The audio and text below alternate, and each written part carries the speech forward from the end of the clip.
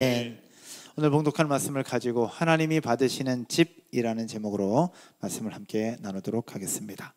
우리가 매일 성경 말씀을 가지고 큐티하면서 본문을 묵상하고 있는데 오늘 본문은 솔로몬이 성전을 완공한 후에 하나님 앞에 봉헌 기도를 드리는 장면입니다.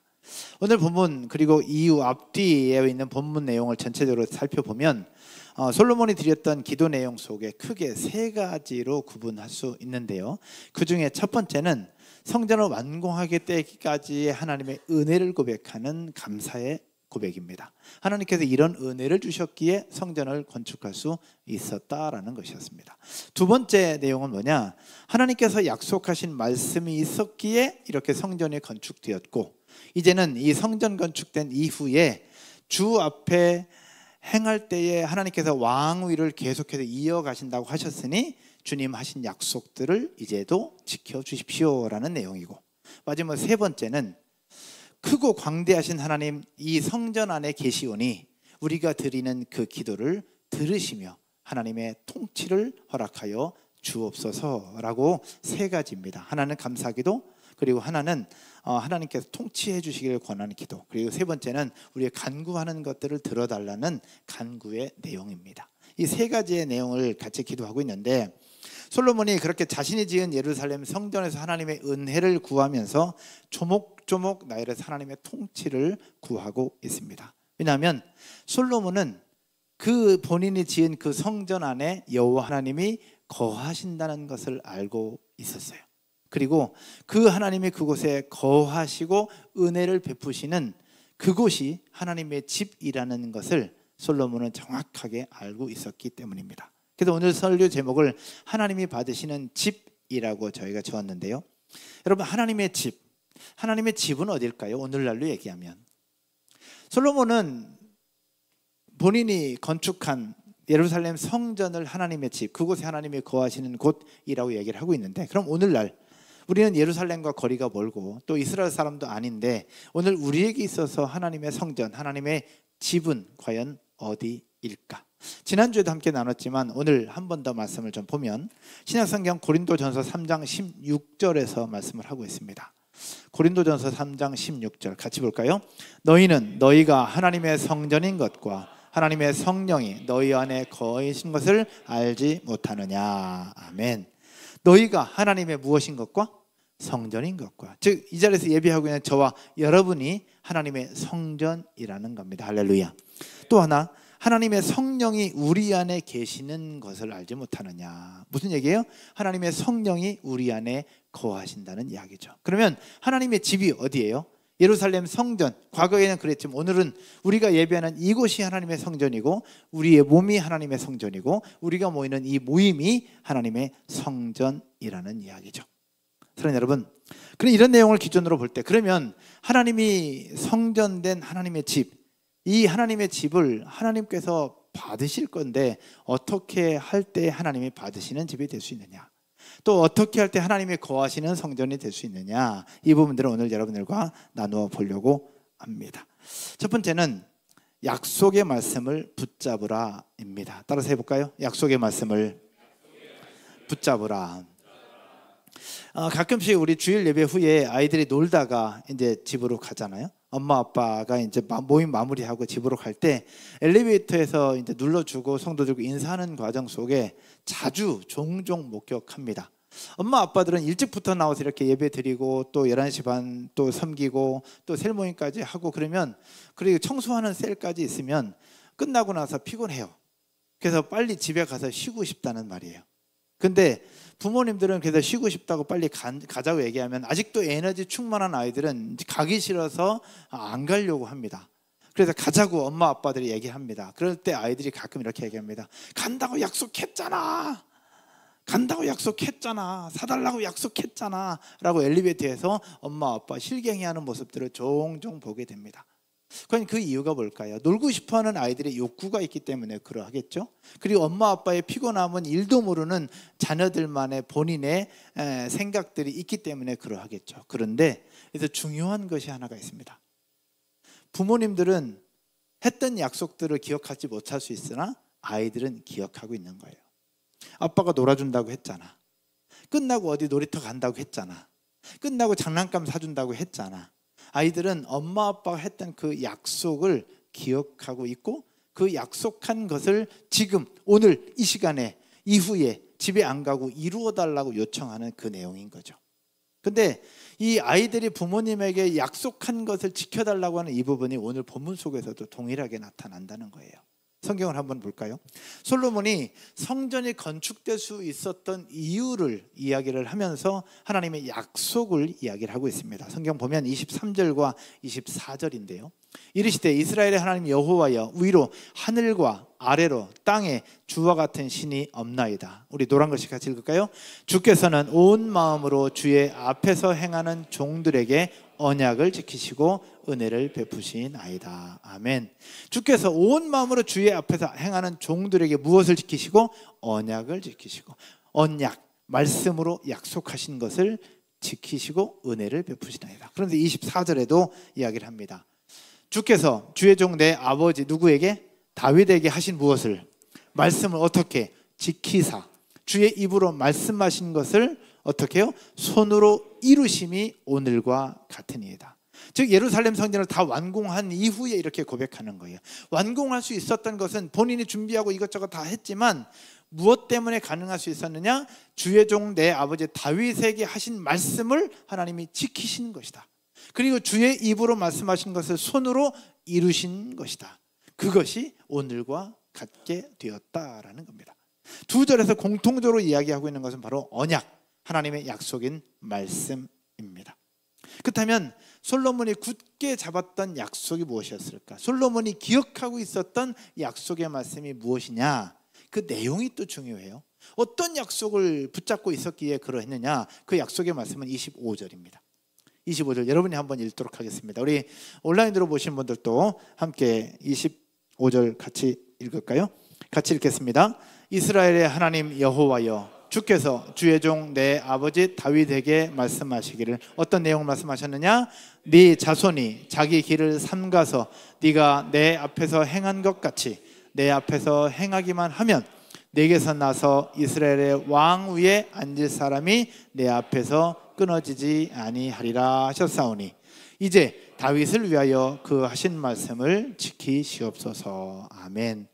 솔로몬이 그냥 자막 두시고 솔로몬이 하나님 앞에 봉헌 기도를 드리면서 드렸던 첫 번째는 하나님의 약속의 말씀이 있었기 때문에 성전이 완공될 수 있었다. 하신 약속을 이루어 주신 사건이 성전 완공이었다라고 얘기를 하고 있는 거예요. 그러면서 이야기하는 것이 무엇이냐?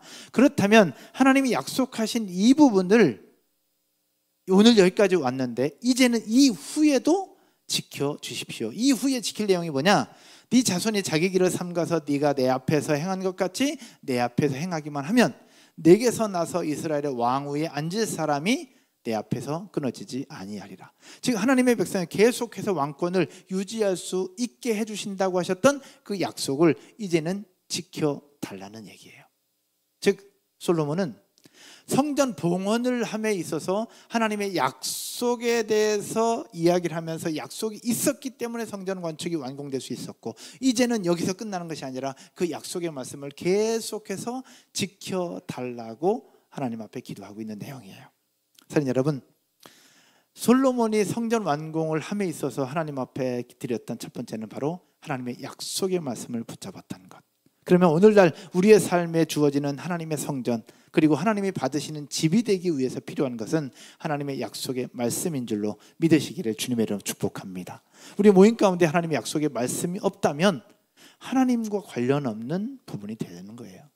그러나 하나님이 받으시는 집, 하나님이 받으시는 모임, 하나님이 받으시는 성전이 되려면 하나님의 약속의 말씀이 반드시 있어야 됩니다. 그런데 여기서 중요한 것 한 가지가 있어요. 뒤에 보면 우리 자막 좀 아까 보여줄까요? 25절 뒷부분입니다. 맨 끝에 이제라는 단어가 있습니다. 이제 누구를 위하여? 다윗을 위하여 그 하신 말씀을 지키시옵소서. 여기서 이제라는 단어가 굉장히 중요합니다. 여러분 이제 우리 한국말로 번역을 하면 어떤 뜻을 가지고 있을까요? 이제 지금 현재라는 의미를 가지고 있죠. 그리고 또 어떤 의미를 가지고 있을까요? 이제 이제 다윗을 위하여 하신 말씀을 지켜주십시오. 과거에는 안 했는데 지금부터는 해달라는 그런 의미를 가지고도 있죠. 그리고 지금 현재라는 의미도 있어요. 이제. 그런데 오늘 본문을 잘 지켜보면 어떤 부분이 있느냐, 과거에는 지키지 않았던 약속이었지만 이제부터는 지켜달라고 얘기하는 것처럼 느껴져요. 한국말로는 이제라는 단어 속에. 그런데 여기서 이제라는 단어는 현재 진행형으로 표현되어 있습니다. 현재 진행, 무슨 얘기냐, 과거에도 하나님이 약속의 말씀을 계속해서 지켜져 주셨던 것처럼 지금부터도 계속해서 지켜달라는 간구가 여기에 담겨 있는 거예요. 즉 솔로몬의 생각 속에는 하나님의 약속의 말씀을 굳게 믿고 있었고, 과거에도 지키신 하나님, 지금부터 계속해서 지켜달라고 하는 솔로몬의 고백이 여기에 담겨 있는 겁니다. 사랑하는 여러분, 솔로몬은 다윗을 통해서 말씀하신 언약을 기억하고 그 언약을 기억함으로 성전이 완공되었고, 이후에 완공된 이후에도 계속해서 그 언약을 지켜달라는 부탁, 저와 여러분의 고백이 될 줄로 믿습니다. 그래서 이 이제라는 부분들을 제가 생각하면서 옛날 어떤 목사님이 생각이 나더라고요. 우리 이제 이승수 강사님께서 10월 10날 목사 안수식을 받습니다. 10월 10날 목사 안수식을 받고 그 돌아오는 첫째 주 주일 여러분들 앞에 설교를 할 겁니다. 이승수 목사님으로 설교를 하게 될 거예요. 근데 설교는 지금도 하시잖아요. 근데 제일 중요한 것이 뭐냐? 축도입니다. 목사가 되는 그 날부터 축도할 수 있는 권한이 생깁니다. 축도. 그래서 여러분은 축도할 때 맨 끝에 어떻게 해요? 지금은 우리 주 예수 그리스도의 은혜와, 또는 어떤 분들은 이제는 우리 주 예수 그리스도의 은혜와. 여기서 나오는 이제가 그거예요. 여기서 나오는 이제가 지금까지는 안 했는데 이제부터 해달라는 의미가 아니라, 지금까지 그런 은혜를 베푸셨던 것처럼 이제부터 또 계속해서 지켜달라고 하는 그 고백이 이제는이에요. 근데 예전에 목사 안수를 받으신 강수사님께서 이제 첫 목사 안수를 받으시고 첫 축도를 하는데 엄청나게 긴장을 많이 합니다. 첫 번째 축도할 때.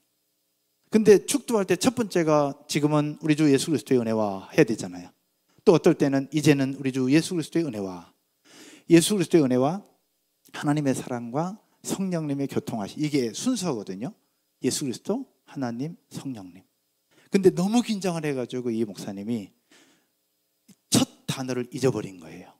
이제는 하거나 지금은 하거나 해야 되는데 이걸 잊어버렸어요. 그게 뭐라고 했을까요? 요새는 요새는 우리 주 예수 그리스도의 은혜와. 그래서 요새는 하면서 거기에 예배드리는 모든 분들이 다 빵 터져가지고요. 근데 요새나 이제나 뭐 의미상은 비슷하잖아요. 근데 여기서 얘기하는 그 이제라는 표현이 여기서 요거와 똑같아요. 따라서 해볼까요? 과거에도 역사하신 하나님, 지금부터 앞으로도 역사하여 주옵소서. 솔로몬은 그 고백과 그 믿음을 가지고 성전 봉헌 기도를 드리고 있는 거예요. 저와 여러분의 삶에 하나님이 받으시는 집이 되기 위해서 하나님의 말씀을 사모하고 하나님의 언약을 기억하고 언약을 기준으로 하나님 앞에 나가는 저와 여러분 모두가 되기를 주님의 이름으로 축원드립니다.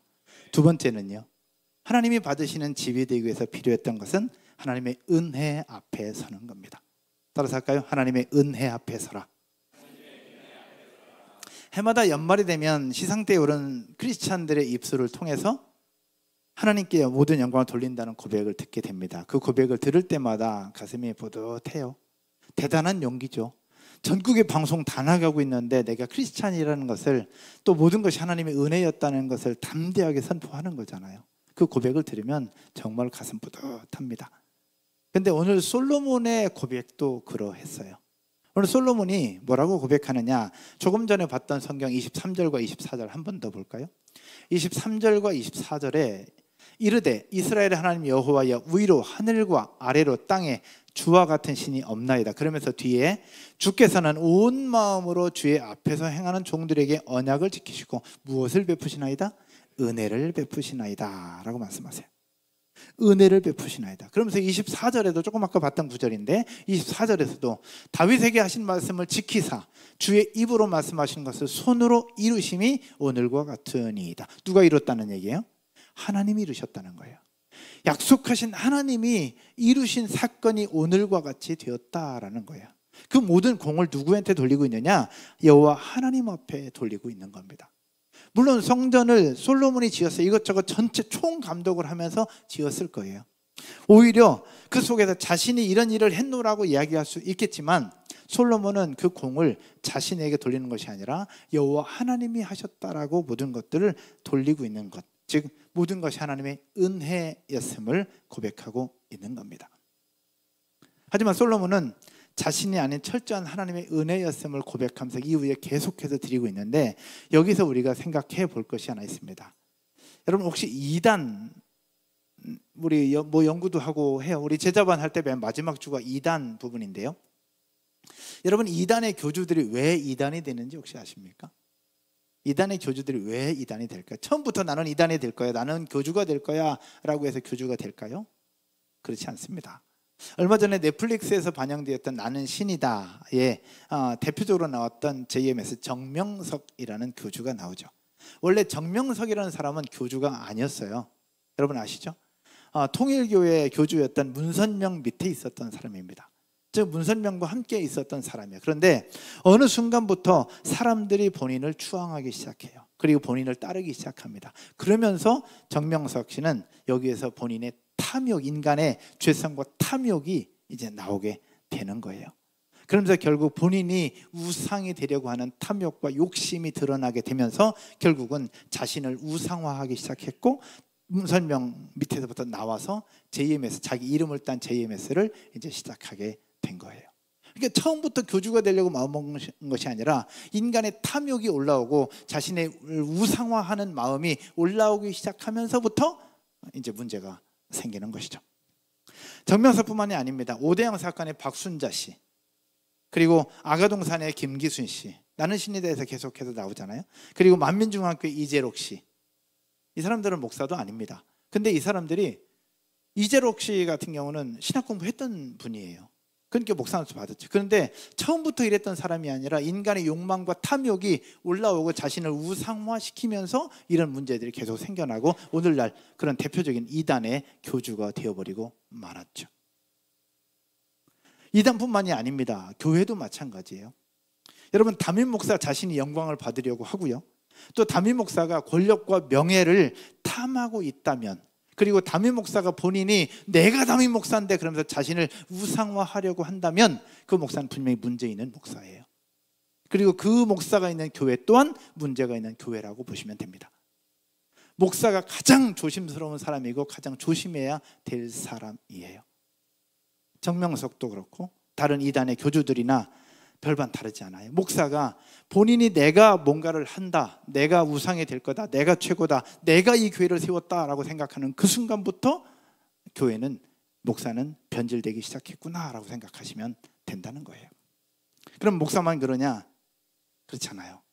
이 자리는 저와 여러분들 비롯한 모든 사람에게도 해당이 됩니다. 시간이 한참 흘렀지만 한 교회에서 있었던 일입니다. 한 교회가 어려운 시기이지만 많은 성도들의 헌신과 헌금으로 교회를 잘 지었어요. 교회를 짓는데 담임 목사님이 앞장설 수 없으니 장로님들과 함께 의논하면서 안수 집사님 중에 한 분이 건축위원장이 돼서 교회를 잘 했어요. 그리고 건축 다 마치고 나서 완공 예배도 다 드렸죠. 완공 예배 다 드렸어요. 근데 완공 예배 드린 이후에 얼마 지나지 않아서 교회 임직자를 세우는 과정이었습니다. 근데 이 건축위원장이었던 안수 집사님은 자기가 이 교회를 앞장서서 세웠고 건축을 했기 때문에 장로 투표에 뭔가 성도들이 뭔가 해줄 줄 알았던 거죠. 그런데 그 다음 임직자 투표에 본인의 이름이 나오지 않았습니다. 이분이 어떻게 했을까요? 교회를 떠났습니다. 이 실제 사건인데, 그러면서 어떤 부분을 보시면 서운할 수 있을 것 같아요. 인간적인 마음으로는 서운할 수 있을 것 같아요. 그런데 여러분, 이건 서운할 문제가 아니라는 얘기죠. 서운할 문제가 아니라 그 속에 우리가 존재할 수 있는 이유, 내가 건축위원장으로 섬길 수 있는 이유, 내가 교사로 섬길 수 있는 이유, 내가 리더로 섬길 수 있는 이유, 내가 목사로 섬길 수 있는 이유, 모든 것이 하나님의 은혜임을 고백한다면 서운하지 않을 수 있다. 사랑하는 여러분, 내가 섬길 수 있는 것 100% 하나님의 은혜임을 고백할 수 있는 저와 여러분 모두가 되기를 주님의 이름 축복합니다. 그러니 여기서 1%라도 내가 뭔가를 했다, 내가 뭔가 할 수 있다, 내가 재능이 있기 때문에 목사님이 나를 시키는 거다라고 생각하는 그 순간 1%라도 올라오기 시작하는 그 순간부터 나는 변질되고 있구나라고 생각하시면 되는 거예요. 오늘 솔로몬의 고백이 그랬습니다. 솔로몬은 자신을 자랑할 수 있었어요. 지혜도 있었고요, 대단한 일을 한 것이 맞아요. 그러나 솔로몬의 고백은 자신의 공이 아니었어요. 자신의 치적이 아니었습니다. 100% 누구였어요? 하나님의 은혜였음을 고백하고 있는 겁니다. 사랑하는 여러분, 우리에게 주신 그 은혜를 잃어버리는 그 순간 우리는 변질되고요, 변질되는 그 순간부터 내 삶은 망가지기 시작을 합니다. 오늘 솔로몬을 통해서 배우는 것 100% 하나님의 은혜였음을 고백하고 하나님의 은혜 앞에 다시 서는 목사가 되고 여러분 모두가 되기를 주님의 이름으로 축원드립니다. 가장 조심해야 될 사람이 저예요. 또 조심해야 될 사람이 앞에 선 리더들이에요. 또 조심해야 될 사람이 앞에 선 사역자들입니다. 우리 앞에 서서 예배인도 하고 또 찬양인도 하고 하는 우리 전사님들 계시죠? 전사님들 뭔가 있어서 하는 게 아니에요. 100% 하나님의 은혜로 세워진 거예요. 우리도 부르시면 가고 다시 부르시면 또 가고 우리의 존재는 100% 하나님 앞에 있다는 사실들을 기억하고 그 은혜 앞에 다시 설 수 있는 저와 여러분 모두가 되기를 주님의 이름으로 축원드립니다. 왜 그렇게 고백해야 되느냐? 여러분, 우리가 아무리 많은 헌신을 하고 아무리 많은 섬김을 한다 할지라도 따라서 해볼까요? 하나님의 은혜보다 작다. 우리가 아무리 많이 헌신하고 아무리 많이 드려도 하나님의 은혜보다는 작거든요. 하나님은 우리에게 뭘로 말씀하시냐? 우리의 자금을 알고 겸손할 때 기뻐하고 우리가 드리는 헌신보다 하나님은 더 큰 은혜로 채워주시는 분이 하나님 아닐까요? 하나님 더 큰 은혜로 채워주신 하나님을 누리고 경험하면서 내 것이 아니라 하나님의 것이고 내가 한 것이 아니라 하나님이 세워주셨고 또 내가 한 것이 아니라 하나님의 은혜로 된 것임을 고백하는 저와 여러분 모두가 되기를 주님의 이름으로 축복합니다. 우리 사업을 운영하신 분들도 동일해요. 큰 기업을 하든 작은 기업을 하든 어떤 기업을 하든지 간에 내 것이 아니라 하나님의 것임을 고백하는 그 순간 하나님의 놀라운 역사들이 이루어지고 있다는 것, 이걸 기억하고 그 모든 것이 하나님의 은혜였음을 고백하는 저와 여러분 모두가 되기를 주님의 이름으로 축복합니다. 말씀의 결론을 맺으면서요, 과거에는 예루살렘 성전이 하나님의 집이었습니다. 그럼 오늘날에는 우리의 몸을 하나님의 성전이라고 합니다. 예수 그리스도께서 십자가에 달려 죽으시고 3일 만에 부활하셨다는 사실을 여러분 믿으시죠? 예, 나의 주 나의 하나님으로 고백하는 자들에게 하나님의 자녀가 되는 권세를 주셨습니다. 예수를 주로 고백하는 자들에게 성령 하나님께서 그 가운데 거하시고요, 그렇게 우리는 하나님의 성전이 되었기에 하나님의 집이라 부를 수 있습니다. 우리가 예수 그리스도의 이름으로 모인 그곳, 우리 셀 모임 가운데 하나님의 임재가 있습니다. 또 예수 그리스도의 이름으로 모여있는 우리 가정이 바로 하나님의 성전이고요, 예수 그리스도의 이름으로 모여있는 우리가 바로 하나님의 성전입니다. 그런데 당시 예루살렘 성전에 임하는 하나님을 보면서 솔로몬이 고백을 하는 게 있어요. 어떻게 고백을 하느냐? 오늘 읽은 본문 27절 한번 볼까요? 27절에 하나님이 참으로 땅에 거하시리까? 그러면서 이렇게 고백해요. 같이 읽을까요? 하늘과 하늘들의 하늘이라도 주를 용납하지 못하겠거든 하물며 내가 건축한 이 성전이리까. 여러분 이게 무슨 얘기인지 알아요? 하나님이 참으로 땅에 거하시겠습니까? 하늘과 하늘들의 하늘이라도 주를 용납하지 못하겠거든 하물며 내가 건축한 이 성전에 하나님이 거하십니까? 이것을 조금 더 쉽게 표준 세번역 성경으로 한번 봤어요. 그랬더니 좀 더 이해하기 쉽도록 되어 있더라고요. 이렇게 표현합니다. 그러나 하나님께서 땅 위에 계시기를 우리가 어찌 바라겠습니까? 저 하늘 위에 하늘이라도 주님을 모시기에 부족할 터인데 제가 지은 이 성전이야 더 말하여 무엇하겠습니까? 여러분 이게 뭘 얘기하는 걸까요? 이 말씀은 우주 전체로도 담을 수 없는 크신 하나님을 얘기를 하고 있는 거예요.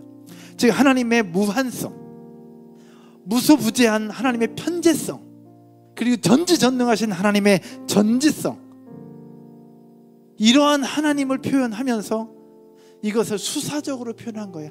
하늘, 그리고 하늘들의 하늘이라도 그 크신 하나님을 담아낼 수 있겠습니까?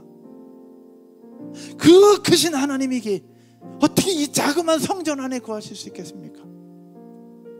이거 어떻게 이 작은 곳에 하나님을 담아낼 수 있겠습니까? 근데 우리는 그 하나님이 여기 계시다고 하잖아요. 뭘 얘기하는 걸까요? 하늘의 하늘들의 하늘이라도 그 크신 하나님을 담아낼 수 없는데 그 크신 하나님이 여기에 계시다고? 이 메가쇼핑 1차 4층 이 401호에 계시다고? 우리가 모이는 이 모임, 조그만 모임 안에 그 하나님이 계시다고? 크신 하나님이? 말이 되는 소리예요 이게? 말이 안 돼요. 그 크신 하나님이 작은 모임에 어떻게 오실 수 있어요?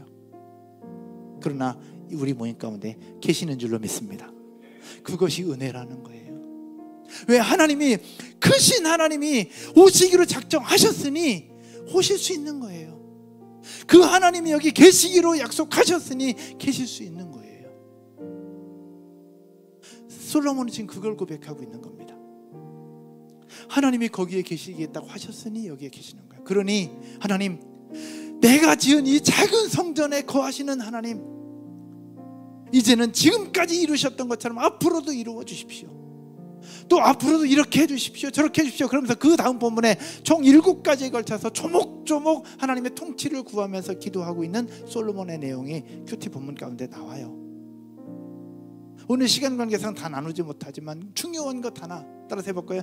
크신 하나님이 여기에 계시는 것은 100% 하나님의 은혜다.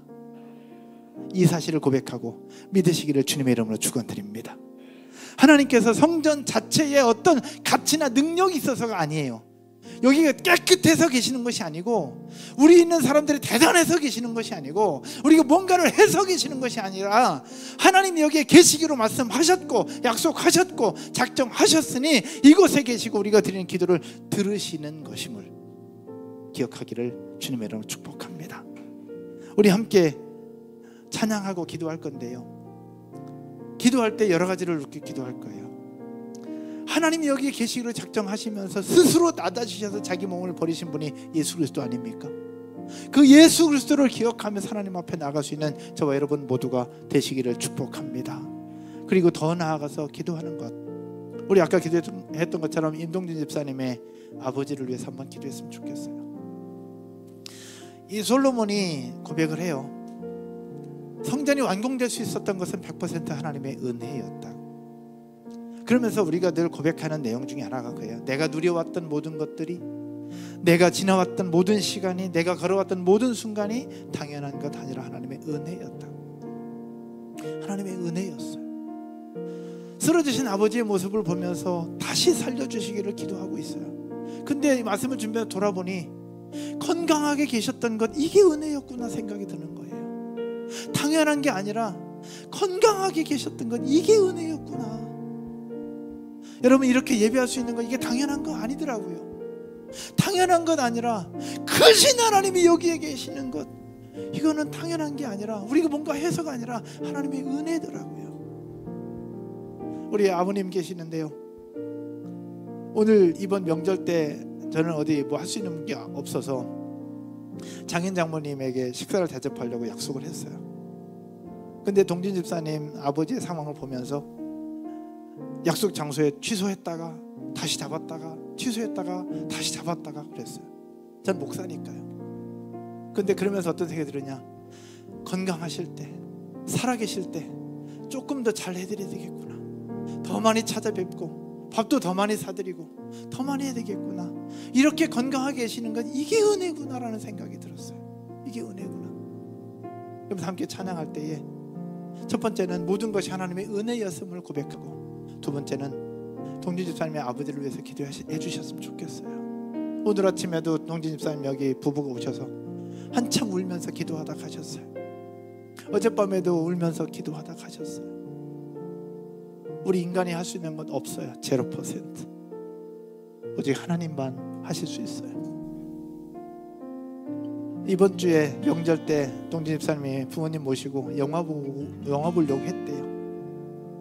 근데 아침에 건강하게 일어나셔서 식사하시고 성경 다 읽으시고 약속 있다고 나가셨는데 지금 저렇게 사경을 헤매고 있는 그 속에 우리가 할 수 있는 게 뭐가 있어요? 없어요. 오직 하나님만 하실 수 있어요. 아까 동진 집사님 오셔서 목사님 이대로 보내드릴 수는 없을 것 같습니다. 오늘 예배 드리는데 온 교우들과 한 번만 더 기도해 주십시오 하시더라고요. 네, 기도할 거야. 우리 성도들도 다 기도할 거야. 같이 기도하자. 같이 기도하자 그랬어요. 여러분, 솔로몬이 봉헌 기도를 드리면서 그냥 한 것이 아니라 그게 하나님의 은혜였음을 고백했던 것처럼 우리가 살고 있는 것도 하나님의 은혜고요, 이렇게 예배할 수 있는 것도 하나님의 은혜고요, 우리가 명절을 보낼 수 있는 것도 하나님의 은혜고요, 우리가 걸어 다닐 수 있는 것도 하나님의 은혜, 운전할 수 있는 것도 하나님의 은혜입니다. 그 하나님의 은혜를 한번 고백하면서 하나님 앞에 한번 나가십시오. 자리에서 일어나셔서 우리 은혜라는 찬양 드리고